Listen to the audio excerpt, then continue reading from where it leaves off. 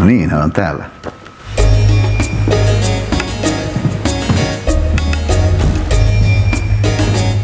Poikamainen charmi. Älyllinen briljanssi. Pohjalaista suoruutta.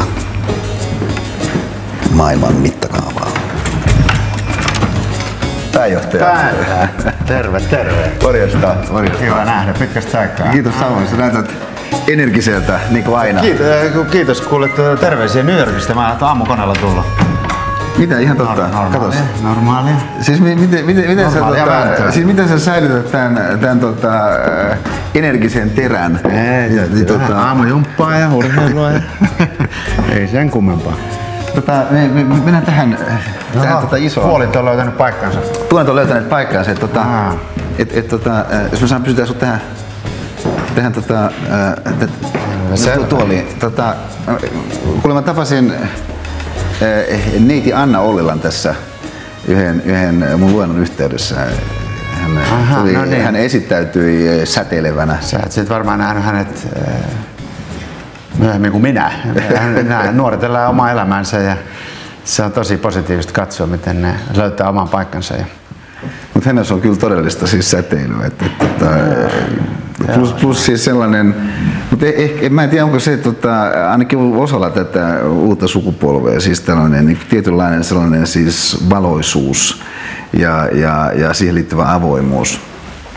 Niin, siis optimismiahan siellä riittää ja myöskin ehkä aika paljon, kun on seurannut niin semmoista kaavoihin kangistumattomuutta, että kun ajattelee 70-lukua, jolloin oltiin ylipolitisoituneita ja sitten taas tuli 60-luvulla uskottiin vähän muihin asioihin, niin kyllähän tässä on aika paljon etsimistä tässä nykynuorten maailmassa. Et etsitään aika aidosti uutta. Musta se on ehkä ominaista. Sinulla itselläsi on 3 lasta ja mä tiedän siis sen, että perhe on sulle keskeinen asia. Miten sä kuvaisit siis perheen merkitystä niin kuin omasta näkökulmastasi? No sehän on tietysti niin, vaikka kliseelle jos aloittaa, niin sehän on niin kuin voiman lähdehän se on. Sehän on ihan selvä, että jos ei ole semmoista referenssiä, lähipiiriä, jonka kanssa voi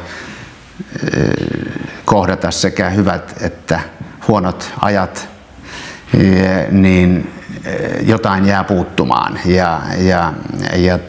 Tämä perhe on mulle ollut se sekä omat vanhemmat sisarukset että oma perhe nyttemmin, niin sehän on ollut se ankkuri, jonka ympärillä kuitenkin sitten moni asia on pyörinyt. Ei ainoastaan arki, vaan myöskin nämä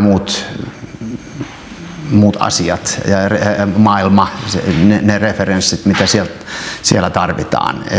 Kyllä se niin kuin menee tärkeysjärjestyksessä todella monen asian edelleen. Kun ajattelee, että katsoo miten lapset kasvaa, lapsen lapsi on syntynyt, jolloin kyllä se tuo. Se on aika fantastinen perspektiivi. Onko he innostuneita olemaan teidän lapset sun ja Liisan kanssa? Nyt kun he ovat siis... No ilahduttavan hyvin ja ilahduttavan paljon. Et se ei ole pelkästään hyvää puhelinkommunikaatiota, vaan se on kyllä, että kyllä me tavataan säännöllisesti ja pidetään huolta, että meillä on tietyt traditiot, jolloin me eri vuoden aikoina perhe kokoontuu ja nautitaan siitä, että saadaan olla yhdessä ja ollaan perhe. Mutta kyllä siinä on myöskin ihan sitä, että mä aidosti tykkään olla kotona, mä olen koti-ihminen ja me nautitaan siitä yhdessäolosta, mikä siihen liittyy. Ihan vaan vaikka lukemisesta kotona. Mikään ei ole niin hieno kokemus kuin vaan olla, lukea, nauttia siitä tunnelmasta. Yksi touhua yhtä, toinen toista. Välillä jutellaan, välillä vaan ollaan ja luetaan.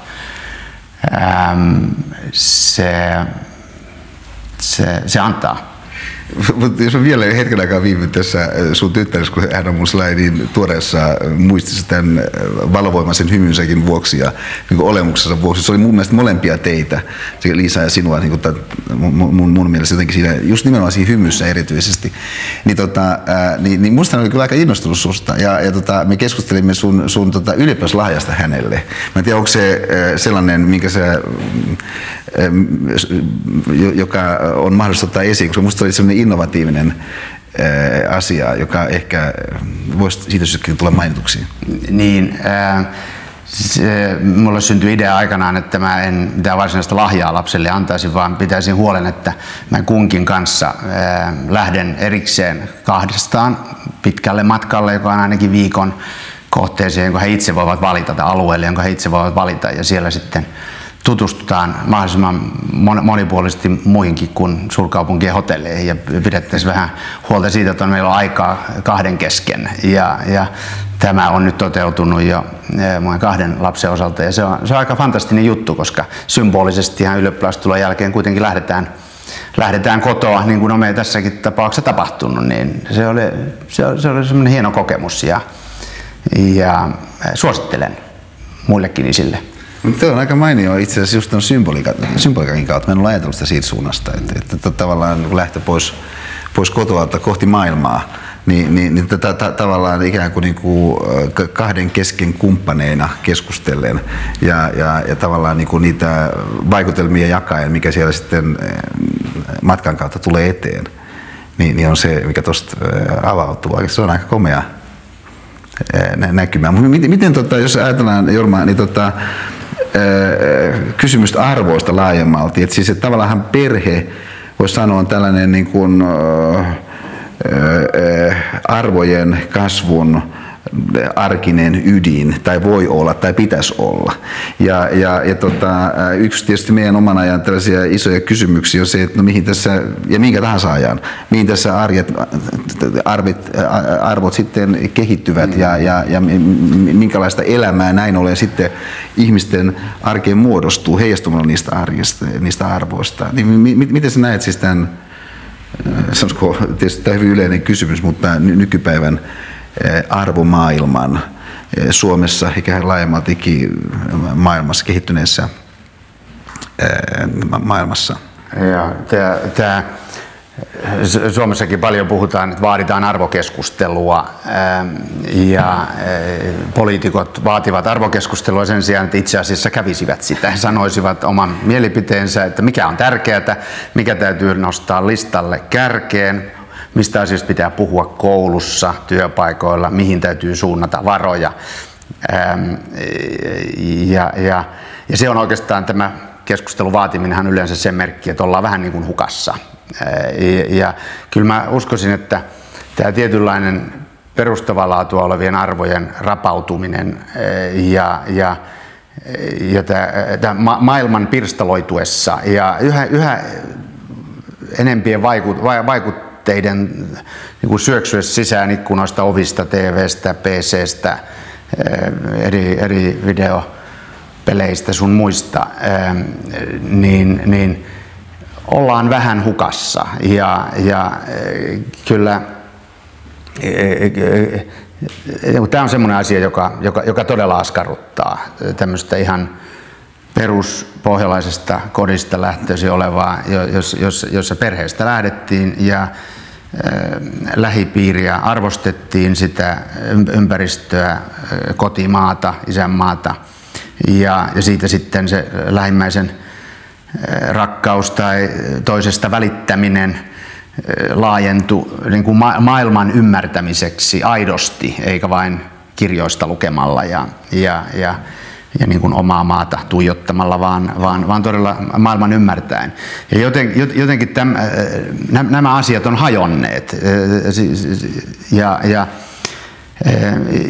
Ja mikäpä siinä aika paljon se näyttää aiheutuvan siitä, että ihmiset ja poliitikot, hyvin monet tavalliset ihmiset puhuvat, että heillä on oikeuksia siihen ja siihen.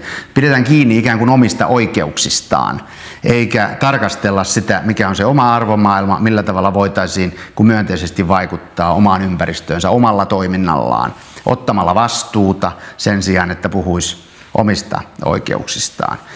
Tämä liittyy myöskin tähän itsekkyyden aikaan, jota me eletään, tai kauniimmin sanottuna individualismin aikaan. Tämähän on hyvin yksilökeskeistä aikaa, jossa on paljon hyviä piirteitäkin, koska se oikein ymmärrettynä auttaa elämään itsellisesti ja seisomaan omilla jaloillaan ja sitä kautta sitten mieltämään muun maailman. Mutta itsekkyys on myöskin hyvin, siinä on fine line, hyvin tarkka raja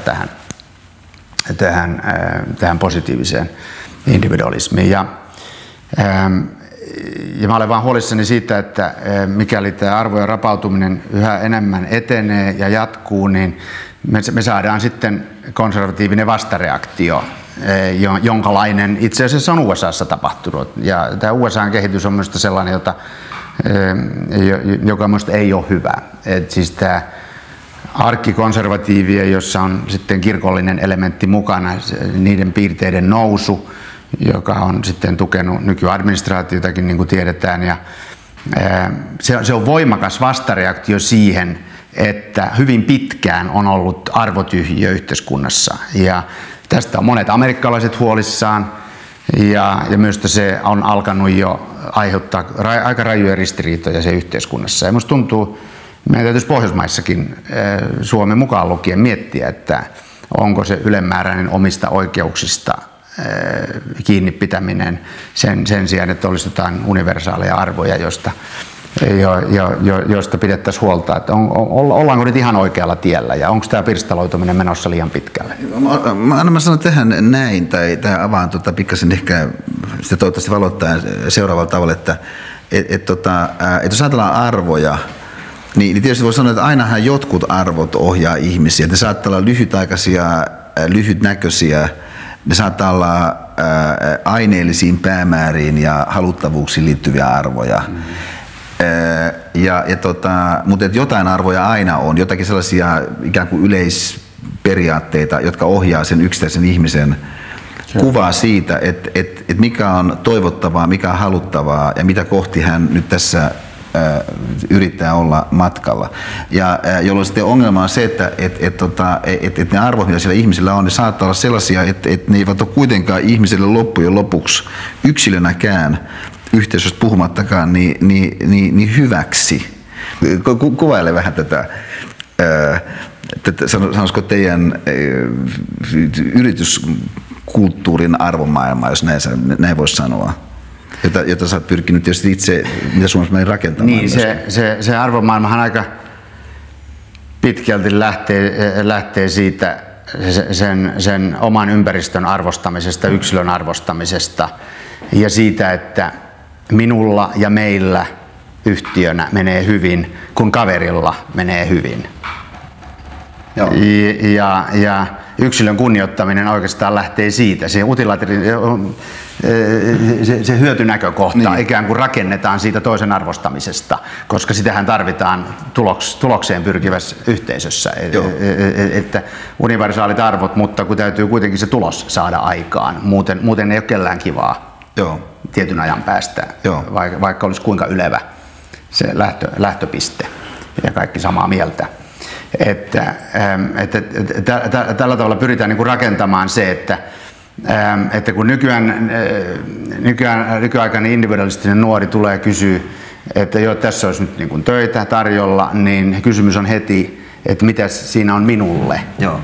Niin me pyrimme luomaan sen niin, että siinä on henkilönä, jokaiselle yksilölle, tässä on valtavasti annettavaa tässä työssä, tässä yhtiössä, kunhan pidetään huolta siitä, että siinä lähipiirissä kaikki voi hyvin, tehdä yhdessä töitä, niin osana sitä yhteisöä syntyy aika kova juttu. Ja toinen keskeinen elementti on sitten se, että me ollaan koulutusorganisaatio, jolloin tämä itsensä kehittäminen niin kuin se on melkein dogmi ja niin, että jos meidän henkilöstö arvioi eri maissa, oli se kiinalaiset tai suomalaiset, ja meitä verrataan muihin maailman johtaviin yhtiöihin, niin me saamme ylivoimaisesti korkeammat arvosanat aina siitä mahdollisuudesta joka ihmisille tarjotaan kehittää itseään, kouluttautua. Tämä on, tämä on erittäin voimakas tavoite ja niin kuin ihan arvolähtökohta siinä, mitä me pyritään ihmisille tarjoamaan. Ja tämän itsensä kehittymisen kautta syntyy sitten ei ainoastaan oma hyvinvointi, mahdollisuus seisoo omilla jaloilla, mennä eteenpäin, vaan myöskin yhteisö. Okei, jolloin pointtina olisi olla, saisi olla Jorma kahvi, jolloin siis pointtina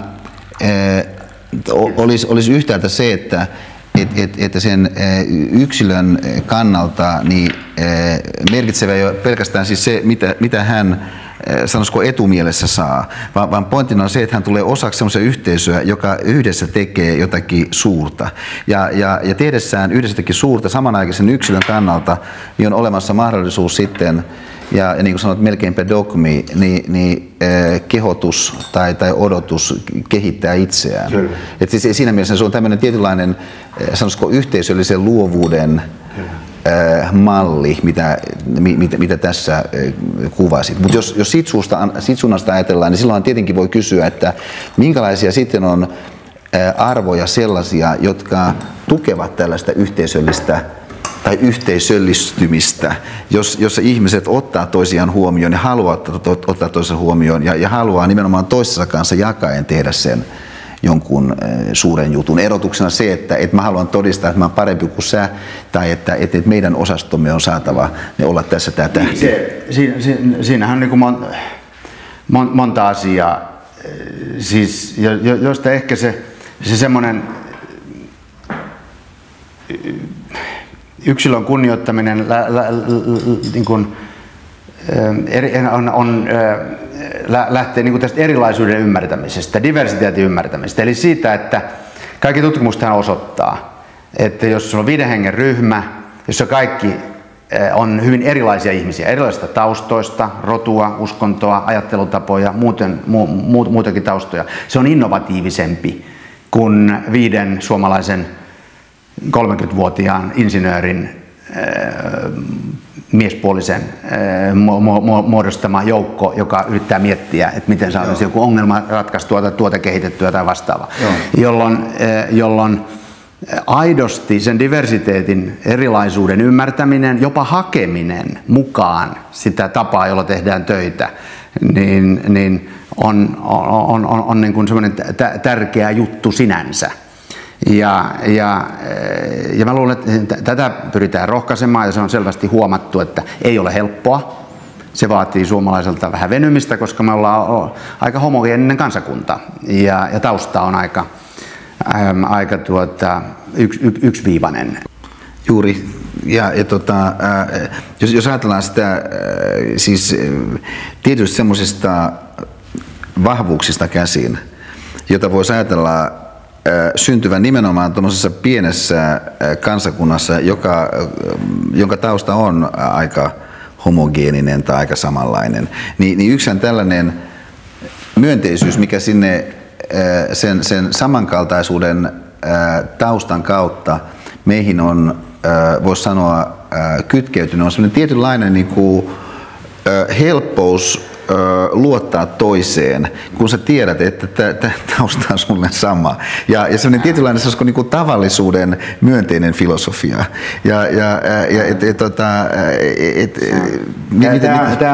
Tämä on tosi jännä juttu, että sä otat tämän luottamussanan esiin, koska tätä mä olen pohtinut aika paljon. Siis silloin kun me oltiin aika täysin suomalainen yhtiö tuonne 90-luvun alulle saakka, niin semmoista sisäistä luottamusta meillä oli traditionaalisesti ollut yhtymässä aina paljon, sitä pyrittiin vahvistamaan. Sitten on tullut tämä voimakas kansainvälistyminen, jolloin meillä johdossa ja kaikilla muillakin tasoilla on ollut hyvin runsaasti muiden kulttuurien, muiden kansakuntien edustajia. Ja tämä on aika paljon vaativammaksi muuttunut, tämä koko johtamisharjoitus. Ja nyt viimeisen 2 vuoden aikana mä olen kovasti yrittänyt selvittää sitä, että vieläkö se samanlainen runsas luottamuksen määrä niin kuin voisi olla läsnä. Ollaanko me onnistuttu pitämään se? Ja on aika ilahduttavaa, että näiltä uusilta taloon tulijoilta tulee semmoisia hyvin jännää palautetta siitä, että juuri se erottaa meidät monista yhtiöistä, jossa on aikamoinen sisäinen kilpailu ja vähän voisi sanoa niin kuin politikointiakin, mutta että se semmoinen hurja sisäisen luottamuksen määrä, joka talossa meillä on, niin mä luulen, että se on suht ainutlaatuista. Jos sen, ja se on aika suomalainen piirre, joka toivottavasti me pystytään ylläpitämään myöskin jatkossa. Juuri siis tämä on musta siis sellainen mielenkiintoinen elementti siinä, koska siis sä tulet Kurikasta, mä tulen Hyvinkäältä, siis me ollaan niinku kotoisin niin sanoksi niinku tämmöisistä paikoista, jotka jos katsotaan nyt kuitenkin globaalisti niin hohdokkaita ole Saa tsempata, että kun saa edustuskuntoon jollekin kansainvälisen delegaation. No hienoja paikkoja, mutta niin siinä omassa luonteessaan on hienoja, mutta ne eivät ole siis samassa merkityksessä hienoja, kun mä olin justiin Pohjois-Italiassa, niin että siis jos otetaan siis niin 2000 vuotta niin kuin väännetty kondikseen, niin onhan se selvää, että siellä sit jotkut muurit ovat niin kuin aivan uskomattoman hienoja muureja ja jotkut sitten sieltä kukat ja kasvit kasvavat fantastisella tavalla, mutta samanaikaisesti tämän meidän tämmöisen sanoisiko niin kuin eräs mielessä ulkoisesti suhteellisen vaatimattoman taustan vuoksi, niin on kuitenkin tietty semmoinen taas arvolähtökohdallinen rikkaus, joka juuri siis kekseliäisyyden ympäristössä ja uusien asioiden yhdessä kehittämisen ympäristössä, niin onkin sitten yleispätevästi merkitsevää, koska sille lähtee helposti sitten kasvamaan semmoinen luottamuksen kulttuuri.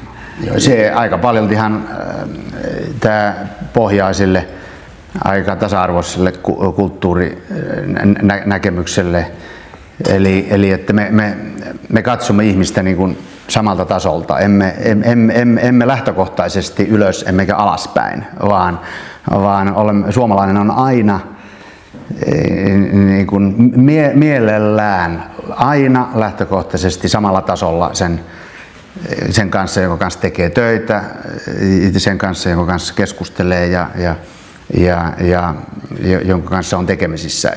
Ja se vaatii niin kuin aika, silloin on repästy pois jotain luontevaa meidän sielusta, jos meidät ikään kuin pakotetaan kovin hierarkkiseen malliin ja ei tarvitse kuin tuntematonta sotilasta lukea, niin tämä on niin ilmiselvää ja oikeastaan koko johtaminen, yrityksen johtaminen ei onnistu suomalaisessa miljöössä ilman, että tätä ymmärtää ja tätä todella aidosti soveltaa siinä, että minkälainen kulttuuri rakennetaan.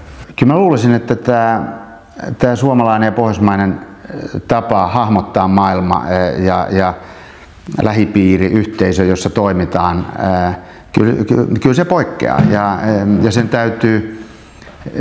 sen kanssa täytyy osata toimia, mutta negatiivinen se ei ole missään. Se täytyy aina muistaa, että tästä meidän todella musta kannattaa pitää kiinni, eikä lähteä luomaan mitään semmoista, joka olisi niin kuin tuotitavaraa tässä mielessä. No, jos ajatellaan tällaista uskallusta ihan siis yksilötasolla, niin mä en ollut sillä tavalla ajatellut sitä, mutta mä haluaisin sen nyt tässä näin ilmaista, että sunhan henkilöhistoriassa, sä oot kotoisin siis Pohjanmaalta, sä oot kotoisin Kurikasta, mutta sitten niin se suoritit ylioppilastutkinnon kuitenkin Walesissa Atlantic Collegeissa. No nyt voisi sanoa näin, että ei nyt kaikille tule niin kuin mieleen Kurikassakaan, niin singahtaa yhtäkkiä jonnekin niin kuin Walesiin. Että se on siis sen aikaisessa maailmassa niin aika sensaatiomainen. Ei 60-luvulla, mutta nyt jo kaikki on mahdollista. Nyt jo ajatellaan aika toisin. Ja aika monella on mahdollisuus lähteä, jos on halua ja potkua ja henkistä uskallusta. Missä se itse keksitään? Miten se niin kuin tuli sulla sitten sen aikaiseen Kurikkaan? Niin, vanhemmat oli kannustanut lukemaan Helsingin lehtiä Ja siitä se lähtee mahdollisuuksien skannaamisesta. Ja jos näin ajatellaan, että tulee päivittäin Helsingin lehti luettua, niin silloin tulee nähtyä niitä mahdollisuuksia, eikä ehkä vähän toisella tavalla. Mä en ollut käynyt ulkomailla koskaan, olin Helsingissä käynyt elässäni 2 kertaa, siis 17-vuotiaana. Että maailma on kovin erilainen nykypolven 17-vuotiaalle kuin silloin 60-luvun loppupuoliskolla tämmöiselle tavallisen suomalaisen perheen teini-ikäiselle. Mutta sun vanhemmat rohkaisivat tällaiseen uteliaisuuteen. Kyllä. Kerro vähän tästä sun lapsuuden kodista ja sitten perheen arvomaailmasta. No, minusta tuntuu, että mä olen aika tavallisen, hyvän suomalaisen perheen, 5-lapsisen perheen vanhin, ja jossa ensimmäisenä kannustettiin tiettyjä suomalaisia perusarvoja, oppimista, kouluttautumista, hyvää käytöstä ja siten, että jokainen on oman onnensa seppä. Siinä hyvin lyhykäisesti oli ne eväät ja oli hyvin selvä perintö suvussa siitä, että kaikki on mahdollista, että vaikka oli kuitenkin niukat resurssit ja ollut molemmilla suvuilla aina vanhemmilla, niin korostuneesti tuotiin julki, että kaikki ovat aina pystyneet rakentamaan niin kuin sen oman tulevaisuutensa ja se on vain itsestä kiinni. Kyllä siitä kaikki lähti. Ja tässä suhteessa siinä on sellaista jälleen tällaista myönteistä tavallisuutta itse asiassa tuossa, mutta semmoisella jollakin juurevalla ja niin kuin isolla tavalla, siis niin kuin avaavalla tavalla. Siis mun mielestä tämä, mitä sä nyt sanot tässä, niin korostaa siis sitä, että todella merkitsevät asiat, niin siis välttämättä eivät ole siis älyllisessä mielessä kauhean kummosia, jos ne otetaan tosissaan. Siis kuten nyt vaikka kysymys vaikka tarmokkuudesta, niin ei se ole niin kuin älyllinen kysymys, vaan se on niin kuin kysymys siitä, että miten tosissaan se asia otetaan. Aika lailla täsmälleen näin. Ja ei hyväksytä sitä, että asiat tehdään vähän niin kuin sinne päin. Ja sen jälkeen valitetaan, että kun minäkään en nyt ole saanut sitä ja tätä. Tässähän on huikea ristiriita, vaikka aika moni tyytyy tähän niin kuin Seiska Miikan malliin. Niin professorin niin kuin arvosteluasteikolla ymmärtääkseni jossain tässä. Joo, siis, mutta tämä on mun mielestä se yksi sun ajattelutavan ja sun toimintavan, sun niin kuin tyyliin, tämmöisen maailman suhteen keskeisiä tunnusmerkkejä, tämmöinen tietynlainen tinkimättömyys, että sä oot sellainen niin kuin, mitä sä itse koet tai ajattelet siitä? Onko se niin kuin sun henkilöpiirre tai persoonallinen piirre, miksi sulla on aina ollut, vai miten? Niin, siis tietty semmoinen tavoitehakuisuus voimakkaasti niin, että jos asiat voidaan tehdä hyvin, niin ne tehdään hyvin. Ja mun äitini muistutti usein semmoisesta pohjalaisen puusepän elämänohjeesta tai pohteesta, että kun on veistänyt jonkun esineen, niin täytyy aina muistaa, että kun sen luovuttaa jollekin lahjaksi tai muuta, niin kukaan ei koskaan kysy, että miten kauan sinä tätä teit, vaan toteavat, että kylläpä tämä on kaunis. Ja musta siinä on aika, siihen sisältyy paljon. Siihen sisältyy aika paljon. Että asiat voidaan tehdä hyvin ja ne pitää tehdä hyvin. Ja lopussa kiitos seis. Yksi sellainen myöskin sun toimintatapa, joka musta on hyvin mielenkiintoinen ja jälleen suhteellisen epätavallinen, on se, että sä sä haet hirveästi erilaisia niin kuin impulsseja, erilaisia näkökulmia. Jos mä oon jossakin teidän tilaisuudessa, siis teillä kotona, niin siellä on aina niin kuin, hyvin niin kuin erilaisia ihmisiä. Ja sitten osoittautuu, mä juttelen tyypin kanssa, me ollaan tässä Jorman kanssa keskusteltu 10 vuotta. Ja sitten osoittautuu, kun mä juttelen näiden henkilöiden kanssa, että Jorma soittaa ja yhtäkkiä jostakin niin kuin taksista Lontoossa. No ihan se mullekin tekee. Sitten mä teen tästä niin kuin johtopäätöksiä, että todennäköisesti sä soitat siis niin kuin hirveällä määrällä niin kuin ihmisiä jatkuvasti ja sitä kautta niin kuin haet tällaista moninaisuuden kautta syntyvää näkökulmaa. Miten sä tätä, jos tämä on sun puolesta, niin kommentoit? Joo, en ole sitä ehkä ajatellut noin konkreettisesti, mutta kun katsoo puhelinlaskua, niin todella kyllä se on totta.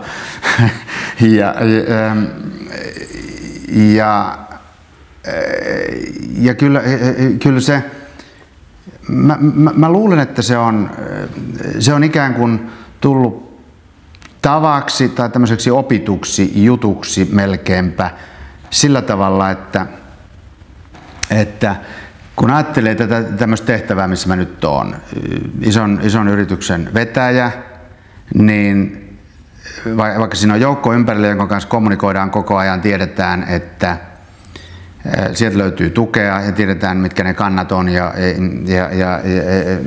oikeastaan ristiriidoista yleensä ei voi puhua, koska ne asiat keskustellaan sillä tavalla, niin kuitenkin tämä on niin yksinäisen ihmisen puuhaa, että hyvin helposti urautuu siihen sitä omaa puuroa vaan hämmentämään. Ja mä olen yrittänyt pitää huolta siitä, että mä tapaisin säännöllisesti ja mä tuntisin ja mä oppisin tuntemaan myöskin uudenlaisia, mutta myöskin pysyisi tämmöisiä hyviä kontakteja, jotka on täysin erilaiselta elämän alueelta. Joiden kanssa voi sitten tuulettaa, kuulee mielipiteitä, kuulee kritiikkiä. Ne on niin kuin ihmisiä, jotka varmasti tietää voivansa sanoa sen ilman että se niin kuin jää jonnekin pyörimään tai sitä, ettei se ei tulisi kuulluksi, niin voidaan niin kuin hyvin vapaasti heittää. Ja se on niin kuin välttämätöntä, jotta ikään kuin saa vähän hengittää erilaista ilmaa kuin sitä samaa. Kyllä se puuroa, sen hämmentämisessä kyllä niin kuin aika kuluisi. Ihan se sama juttu, samat ja pieni maa Suomi, niin näitä vaikutteita vähän pitää hakea, ettei putoisi siihen yksinäisyyteen. Ja ettei sitten tulisi niin ongelma, koska se yksinäisyys, se on niin kuin fakta. Aina kun on vaikea päätös, niin sitä niin kuin ikään kuin korostuneesti joku nostaa sen. No niin, nyt tämähän on niin kuin sun päätös. Tulee 4 ihmistä, jotka sanoo näin. Ja silloinhan se... Mä luulen, että se niin kuin on saanut mut vähän niin kuin hakeutunut pitämään huolta siitä, että siellä on resonanssia ja on niin kuin hyvin erilaisten ihmisten kanssa tekemisissä.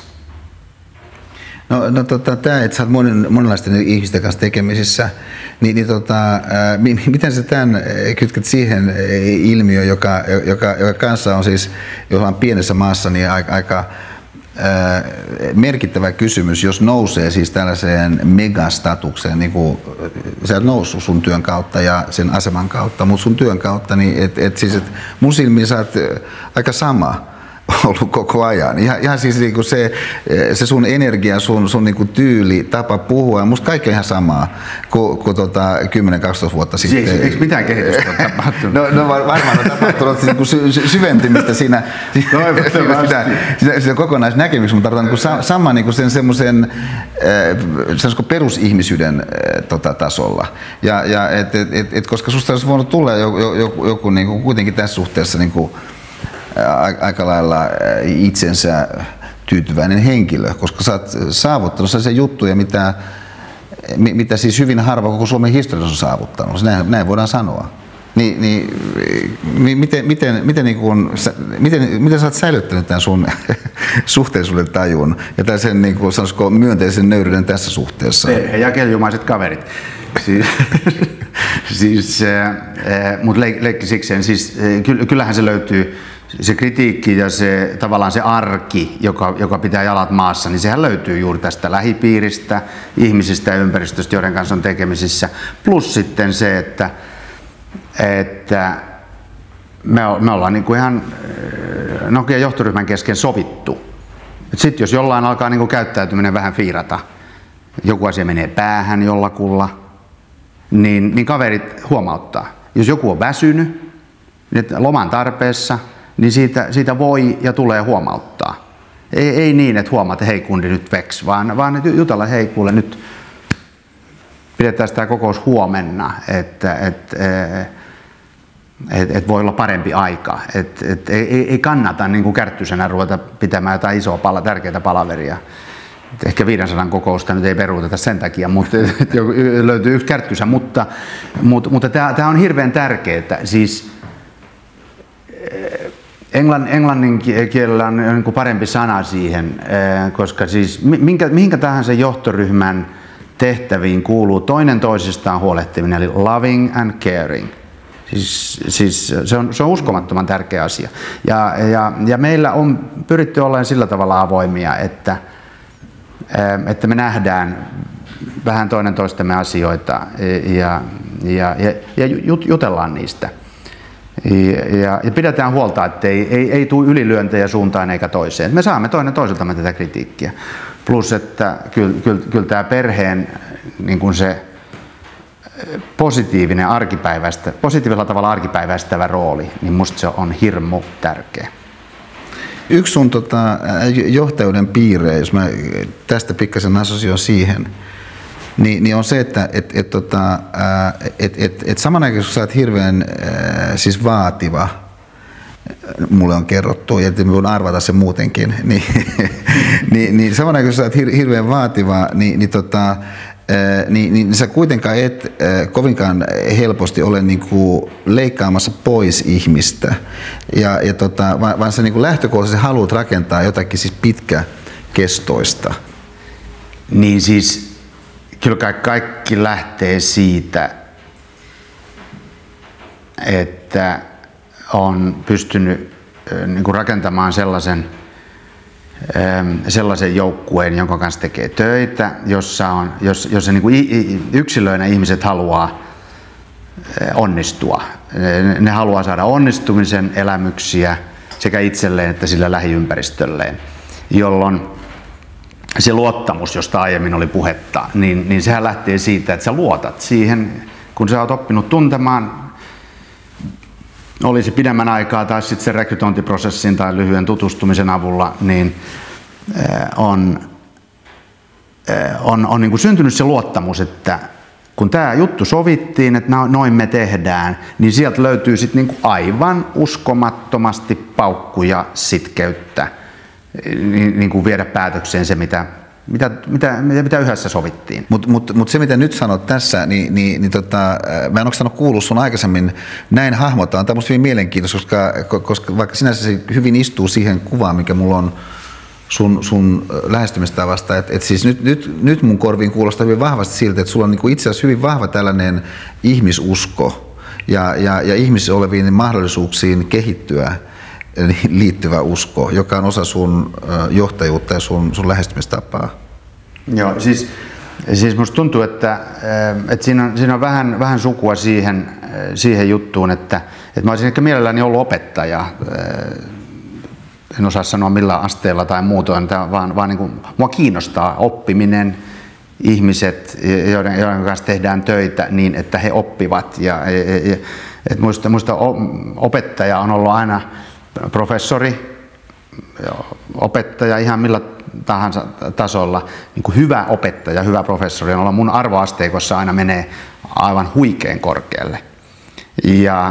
Koska siinä, jos missä, tarvitaan näkemystä, siis sitä omasta alueesta, että sitten, että mikä on niin kuin se ihmisen kehityskaari, ja tarvitaan semmoista positiivista otetta, että se Se itse asiassa, jos ajattelee tätä meidän kulttuuria ja sen kehittämistä eteenpäin, siis suomalaista kulttuuria, tätä elämänmenoa, niin se, että opettajan arvostus säilyy korkealla, niin se on uskomattoman tärkeä asia.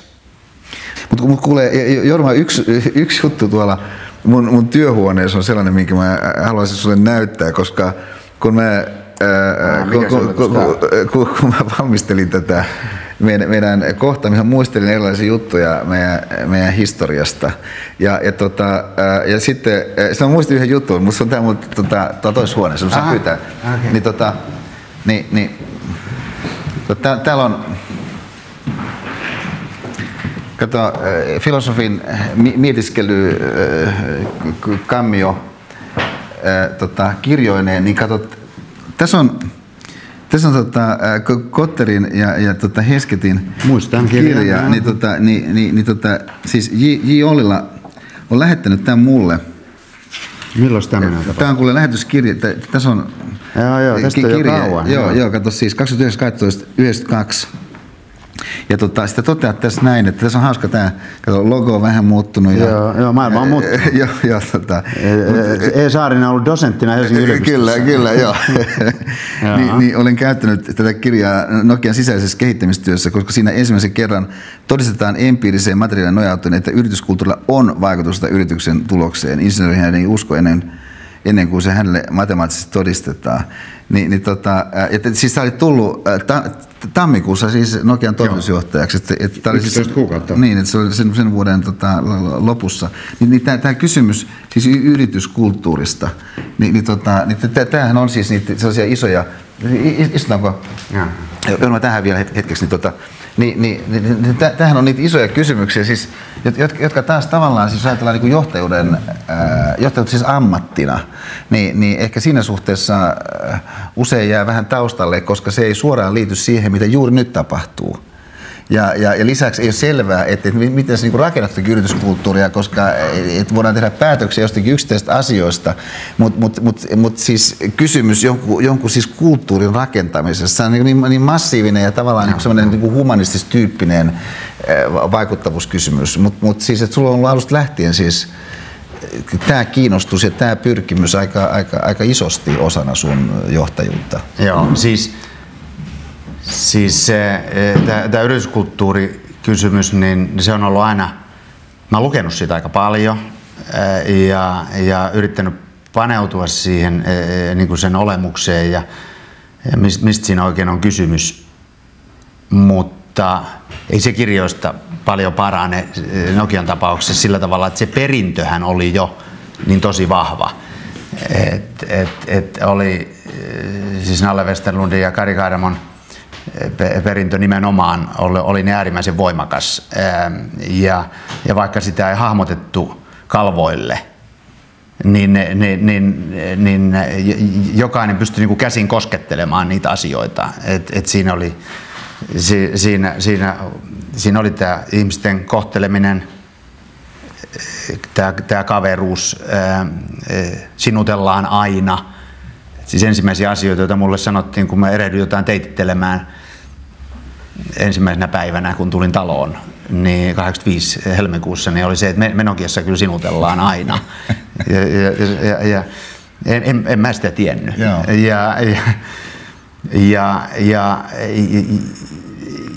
Ja toisaalta sitten tämä mun jatkuva uudistuminen, siis uusiutuminen, renewal oli Karin tärkeimpiä asioita, mistä hän puhuu, ja sitten tuloshakuisuus, että tätä ei tehdä sen takia, että täällä on kivaa, vaikka meillä pitää olla kivaa olla duunissa, niin se on tulos on se tärkeä. Vasta sen jälkeen me voidaan sanoa tyytyväisen, että hei, että me ollaan tehty hieno juttu täällä.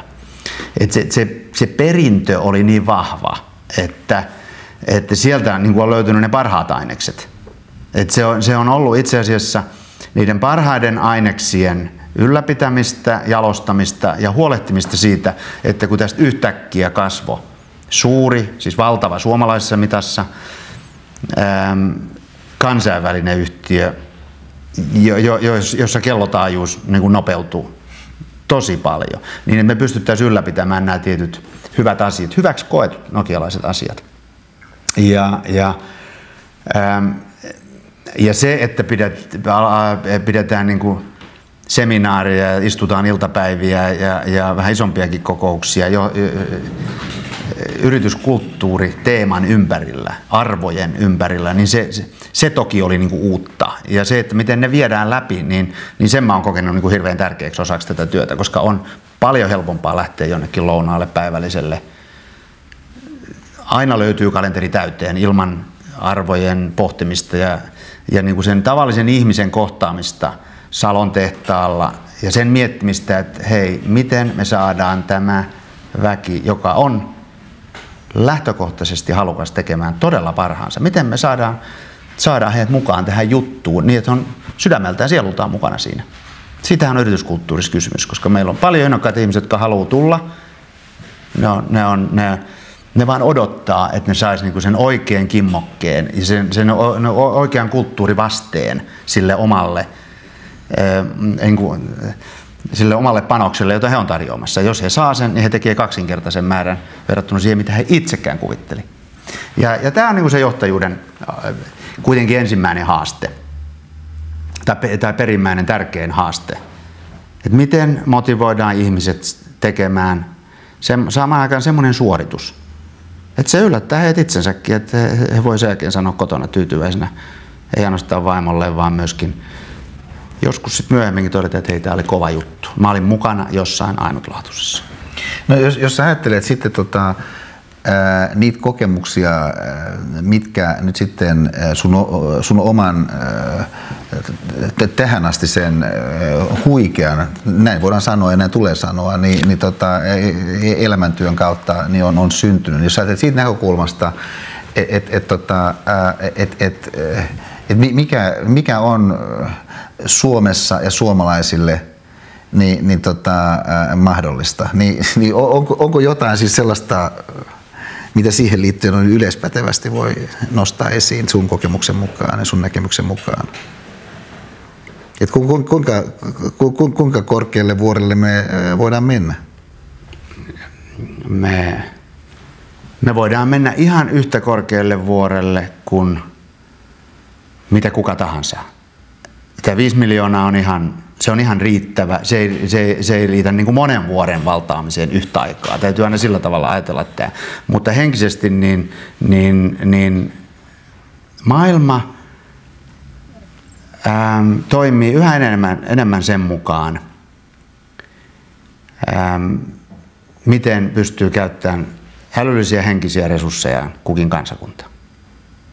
Ja me ei olla enää resurssiriippuvaisia, vaan me ollaan riippuvaisia siitä, miten me käytetään tätä aivokapasiteettia.